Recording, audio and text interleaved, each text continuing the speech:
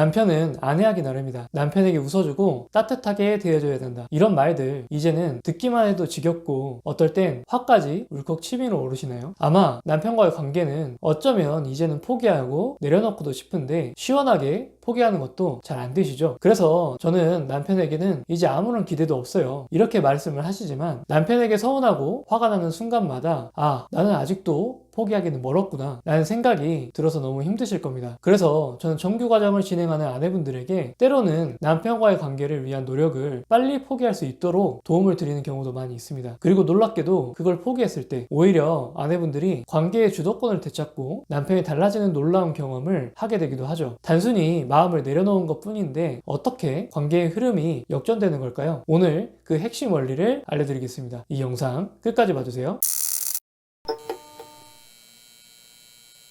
제가 이렇게 포기하셔야 됩니다 라고 말씀을 드리지만 이 포기하는 과정도 정말 쉽지 않습니다. 여러 가지 이유가 있어요. 아마 가장 큰 건 아이들 때문이죠. 나 하나만 참으면 아이들은 상처를 입지 않을 텐데 라는 생각 때문입니다. 또 현실적인 문제도 있죠. 결혼하고 아이를 낳고 기르면서 남편의 경제적인 지원이 없으면 안 되는 상황이 꽤나 많이 있을 겁니다. 특히 경력이 단절되어 버렸다 이러면 당장 내가 벌어서 이 아이와 함께 온전히 먹고 살 수 있을까 이런 막막함도 있으실 거고요. 어떤 분들은 그래도 지금은 어찌됐건 남편과 아이들이 모두 함께 있는데 다시 완전한 나 혼자가 된다는 것이 두려운 경우도 있을 겁니다. 이 모든 것들이 우리 스스로 노력을 포기하지 못하게끔 만드는 족쇄처럼 느껴졌을 거예요. 이 족쇄들 때문에 우리는 선택지가 없다고 느끼셨을 겁니다. 그래서 이 관계를 회복시키고 어떻게든 유지하려고 하는 이 노력만이 내 고통을 해결할 수 있는 유일한 방법이다 이렇게 생각을 하셨을 겁니다. 그러니 이런 공식이 성립되는 거죠. 남편에 대한 기대를 완전히 포기하고 내려놓는다는 건 곧 내 인생이 실패하는 것이다. 이런 공식 말이죠. 우리는 어렴풋이 이런 비슷한 공식을 믿고 포기하지 못하고 있었을 겁니다. 하지만 오늘 제가 말씀드리려는 핵심은 바로 여기에 있습니다. 만약 우리가 유일한 탈출구라고 믿었던 그 노력 자체가 문제를 해결하기는커녕 오히려 더 악화시키는 원인이라면 어떻게 하시겠습니까? 이게 무슨 말이지? 라는 생각이 드실 수도 있을 거예요. 하지만 사실입니다. 왜냐하면 대부분의 인간관계에서는 작용과 반작용의 법칙이 적용되기 때문입니다. 예를 들어 아이가 너무 공부를 안 해서 공부 좀 하라고 소리를 지릅니다. 야, 너 제발 공부 좀 해라. 공부 좀 해. 이렇게 말이죠. 물론 이건 아이를 위하는 마음에서 나오는 말일 겁니다. 하지만 우리는 아이에게서 신경 끄세요. 알아서 할게요. 라는 반응을 이끌어내게 될 거예요. 우리가 아이에게 다그치는 행동으로 힘을 이렇게 가하게 되면 반대로 아이는 반항하기 위한 힘을 우리에게 쓰게 됩니다. 자, 그렇다면 이토록 어디서나 볼 수 있는 이 인간관계의 법칙이 세상에서 가장 가까운 관계인 우리 부부 사이에서만 예외가 될 수 있을까요? 절대 아니죠. 오히려 더 강력하게 작용한다고 보시면 됩니다. 우리는 서로를 너무 잘 알고 있죠. 웬만한 힘을 써서 상대방을 바꿀 수 없다는 것도 오랫동안 경험해 왔습니다. 그렇다 보니 우리도 모르게 서로에게 계속 큰 힘을 쓰고 있을 거예요. 예를 들어서 우리가 남편에게 잔소리를 한번 시작합니다. 하지만 남편이 무시하거나 피하는 패턴이 반복되면 어떨까요? 우리의 목소리는 점점 커지고 날카로워질 거예요. 대체 몇 번을 말해야 알아들어? 라면서 더 큰 힘을 쓰게 될 겁니다. 그럼 남편은 어떻게 반응하나요? 더 강하게 나오겠죠. 방문을 닫아 걸거나 너는 맨날 그 소리냐? 라고 하면서 더 큰 힘으로 막 받아칠 겁니다. 이렇게 서로가 작용과 반작용을 주고받는 관계에서는 어떤 변화도 일어나기가 힘듭니다. 그저 서로의 에너지를 소모하고요. 현재의 불행한 패턴이 그대로 계속 반복되는 고착된 관계가 되어버리죠. 여기서 질문 하나 드리겠습니다. 여러분은 혹시 이 고통스러운 패턴이 앞으로도 10년, 20년 그대로 이어지길 바라시나요? 만약 그렇다면 방법은 아주 간단합니다. 지금까지 해왔던 것처럼 남편에게 계속해서 똑같은 힘을 어쩌면 더 큰 힘을 쓰셔도 무방합니다. 우리가 힘을 쓴 만큼 정확히 그만큼 남편도 우리를 향해 힘을 써서 균형이 맞춰질 거니까요. 남편과의 관계는 놀랍도록 지금처럼 똑같이 유지가 될 겁니다. 하지만 만약 아주 작은 변화라도 이 지긋지긋한 악순환의 고리를 끊어내고 싶다는 마음이 있다면 우리는 이제 완전히 다른 선택을 해야 합니다. 그것은 바로 상대방이 아닌 우리 자신이 먼저 힘을 빼는 것입니다. 여기서 힘을 뺀다라는 것은 체념하자는 것이 아니에요. 혹은 남편의 행동을 무조건 용납하라는 뜻도 아닙니다. 정확하게 말하자면 남편을 바꾸려는 무의미한 에너지 싸움에서 우리가 먼저 빠져나오자 라는 개념입니다. 그리고 그 남는 힘을 우리를 위해서 이제는 쓰자는 거죠. 우리의 작용이, 즉 우리가 남편에게 가하는 힘이 0이 돼버리면 남편이 우리에게 쓰는 힘인 반작용도 더 이상 존재할 명분을 잃게 됩니다. 내가 힘을 빼버리는 순간 팽팽했던 관계의 판 자체가 흔들리기 시작할 거예요. 그리고 그 순간 새로운 관계가 만들어질 수 있는 기회가 생겨나는 거죠. 따라서 오늘부터 우리가 가져야 될 생각은 바로 이겁니다. 아닙니다. 어떻게 하면 남편을 강하게 힘으로 압박할 것인가, 이게 아니고요. 어떻게 하면 이 무의미한 힘 겨루기에서 내가 먼저 빠져나올 수 있을까 라는 생각을 이제부터 해야 하는 거죠. 여기서 말하는 힘이란 단순히 우리가 목소리를 높이거나 물리적인 힘을 가하는 것만을 의미하지는 않습니다. 어쩌면 우리는 훨씬 더 교묘하고 때로는 합리적으로 볼 수 있는 그런 힘들을 사용해 왔을 겁니다. 예를 들어서 남편의 잘못을 요목조목 다 따지고 완벽한 논리로 그의 말문을 막히게 만들려는 힘을 사용했을 겁니다. 하지만 이 모든 힘의 본질은 같습니다. 말씀드린 대로 이런 힘겨루기는 상대에게 더 단단한 저항과 방어벽만 불러올 뿐인 거죠. 그러니 이제는 기존의 판 위에서 계속 새로운 힘을 쓰려는 노력을 멈추는 것부터 시작해야 합니다. 그래서 저는 포기하세요 라고 말씀을 드렸던 것이고요. 그렇다면 마지막 질문이 남습니다. 우리는 왜 이토록 오랫동안 이 무의미한 힘겨루기를 멈추지 못하고 그토록 필사적으로 서로에게 힘을 써왔던 걸까요? 이제는 그 이유를 알아야 될 필요가 있습니다. 그래야 지금 우리가 힘을 빼기 위해서는 뭘 해야 되는지를 알 수 있기 때문입니다. 그 이유는 바로 이겁니다. 가장 가까운 관계일수록 우리의 미해결 과제가 건드려지기 쉽기 때문입니다. 아마 이 미해결 과제라는 용어가 생소하실 텐데요. 심리학에서 미해결 과제란 과거에 해소되지 못한 채 남아있는 우리 마음의 상처나 결핍감, 이런 것들을 의미합니다. 그리고 우리는 이 상처와 결핍을 내가 선택한 가장 가까운 사람, 특히 배우자를 통해 해결하고 채우려는 무의식적인 기대를 가지고 결혼을 하게 돼요.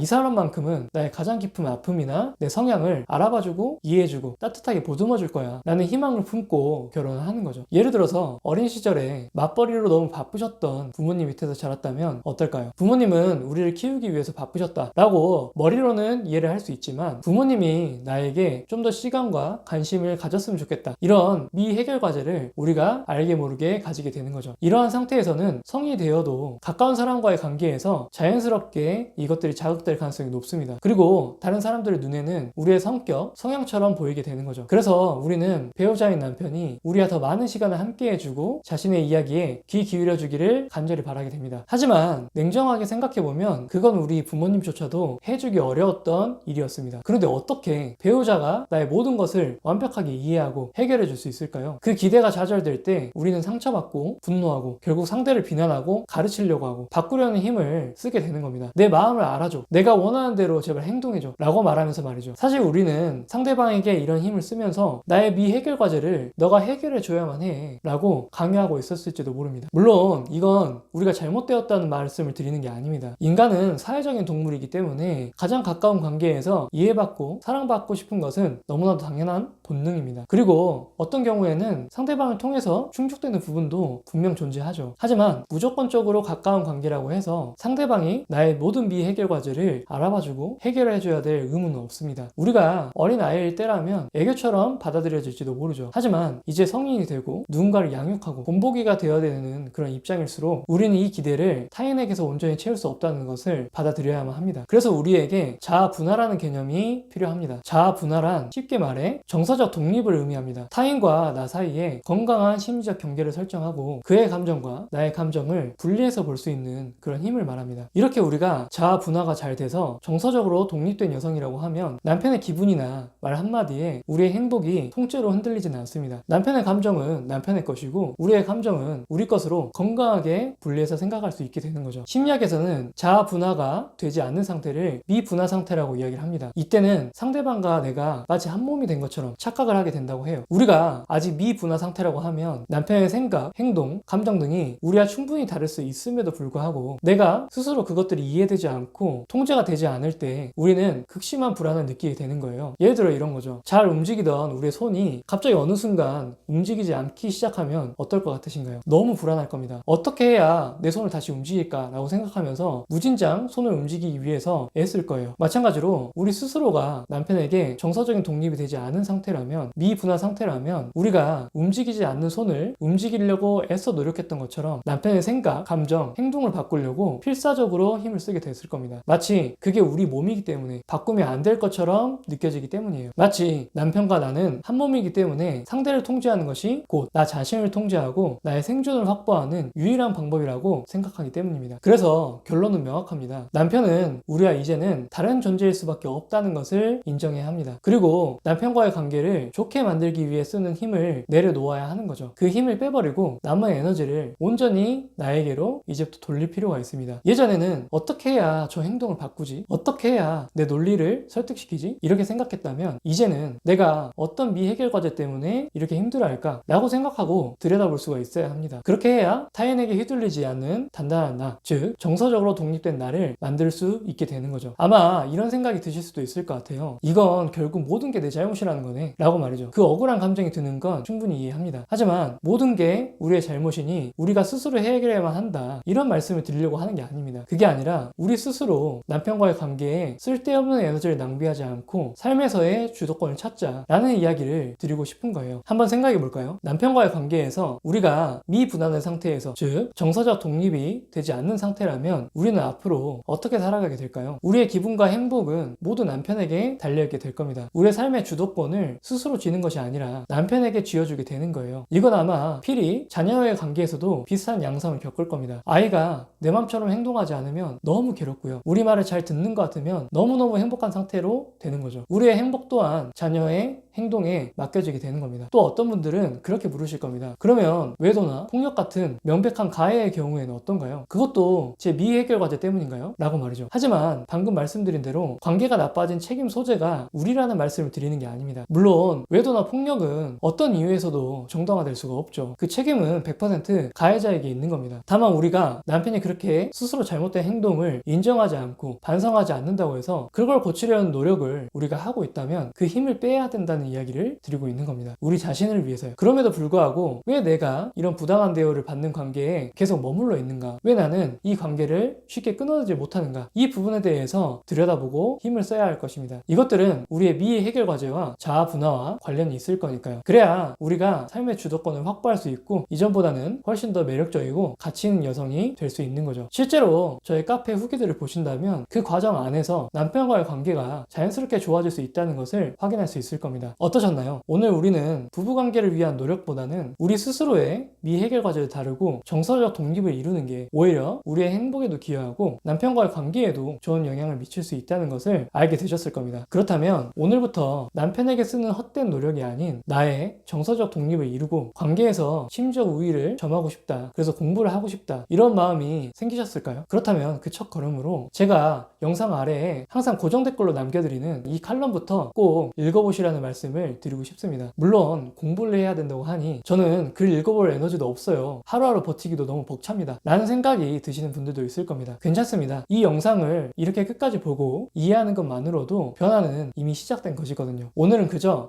어쩌면 그럴 수도 있겠구나 하고 이 새로운 관점을 이해하는 것도 잘했다고 스스로 칭찬을 해주시면 좋을 것 같아요. 이미 과거와는 다른 위대한 첫걸음을 내딘 것이니까요. 점점 시간이 갈수록 우리 삶의 중심을 잡고 남편이 우리에게 끌려오고 있다는 것을 체감하시게 되실 겁니다.